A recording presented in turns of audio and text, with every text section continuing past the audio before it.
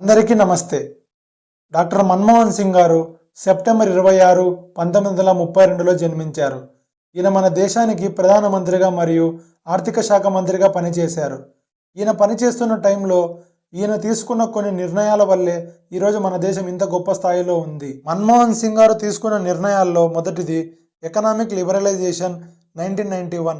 1991లో PV Narasimha Rao గారు ప్రధానమంత్రి అయిన తర్వాత ఆయన క్యాబినెట్లో మన్మోహన్ సింగ్ గారిని ఫైనాన్స్ మినిస్టర్గా చేశారు. 1991కి ముందు మన దేశం యొక్క జీడిపి గ్రోత్ 3% ఉండేది. మన్మోహన్ సింగ్ గారు 24 జూలై 1991లో బడ్జెట్ మీటింగ్లో తీసుకున్న డెసిషన్స్ వల్లే ఈరోజు మన దేశం ఎకనామిక్ పవర్గా మారింది. ఈ బడ్జెట్ మీటింగ్లోనే మన్మోహన్ సింగ్ గారు 1950 నుండి 1990s వరకు ఉన్న లైసెన్స్ రాజ్ సిస్టమ్ని రద్దు చేసి ఫారిన్ కంపెనీస్ని మన దేశంలో వచ్చి ఇన్వెస్ట్ చేసేలా చేశారు. ఇప్పటి వరకు గవర్నమెంట్ కంట్రోల్ ఉండే బిజినెస్లన్నీ ప్రైవేటైజేషన్ చేశారు. ఈ రిఫార్మ్స్ వల్లే ఈరోజు మన దేశంలో ఫారిన్ కంపెనీస్ అయిన గూగుల్, అమెజాన్ ఇంకా ఎన్నో కంపెనీస్ మన దేశంలో ఇన్వెస్ట్ చేశారు. ఈ రిఫార్మ్స్ వల్ల మన దేశం జీడిపి గ్రోత్ 3% నుండి 7% వరకు పెరిగింది. మన్మోహన్ సింగ్ గారు తీసుకున్న ఈ నిర్ణయం వల్లే మన దేశానికి శ్రీలంక మరియు పాకిస్తాన్ లాంటి పరిస్థితి రాలేదు.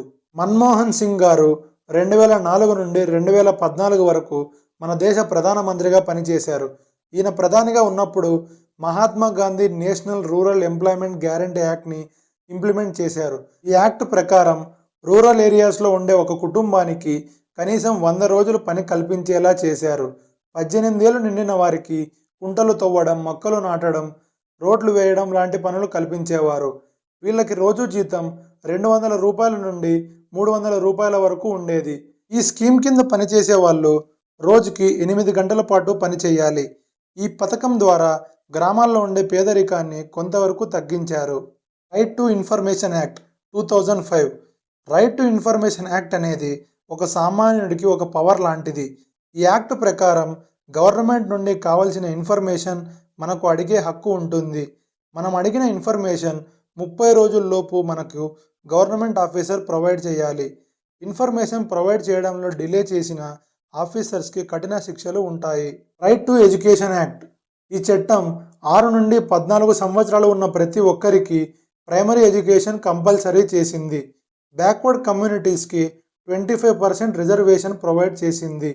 ఈ చట్టం అమలు చేసిన తరువాతే మన దేశంలో ఎంతోమంది పేరెంట్స్ తమ పిల్లలను స్కూల్స్కి పంపారు.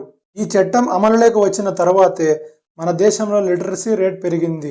మన ఇండియన్ గవర్నమెంట్ ఎడ్యుకేషన్ని ఫండమెంటల్ రైట్గా మార్చింది. Food security act 2013. ఈ స్కీమ్ ప్రకారం 75% రూరల్ పాపులేషన్కి మరియు 50% అర్బన్ పాపులేషన్కి పీడిఎస్ రైస్ ప్రొవైడ్ చేశారు. ఈ స్కీమ్ ప్రకారం ఒక్క మనిషికి నెలకు 5 కేజీల బియ్యం ఇచ్చేవారు. బియ్యం యొక్క ధర రూపాయి నుండి 3 రూపాయల వరకు ఉండేది. మన్మోహన్ సింగ్ గారి పీరియడ్లో మన ఆర్మీ ఎంతో డెవలప్ అయింది. ఎన్నో అడ్వాన్స్ టెక్నాలజీస్తో మన ఆర్మీ తిరుగులేని శక్తిగా మారింది. ఈ విధంగా మన్మోహన్ సింగ్ గారు ఆనాడు తీసుకున్న ఎన్నో నిర్ణయాల వల్ల ఈరోజు మన దేశం ఇంత గొప్ప స్థాయిలో నిలబడింది. ఇలాంటి గొప్ప వ్యక్తి 2024 డిసెంబర్ 26వ తేదీన కన్ను మూశారు. గాయ్స్, మన్మోహన్ సింగ్ గారు తీసుకున్న నిర్ణయాల్లో మీకు నచ్చిన నిర్ణయాన్ని కామెంట్ రూపంలో కామెంట్ బాక్స్లో తెలియజేయండి. ఇలాంటి మరిన్ని వీడియోస్ కోసం మా ఛానల్ను సబ్స్క్రైబ్ చేయండి.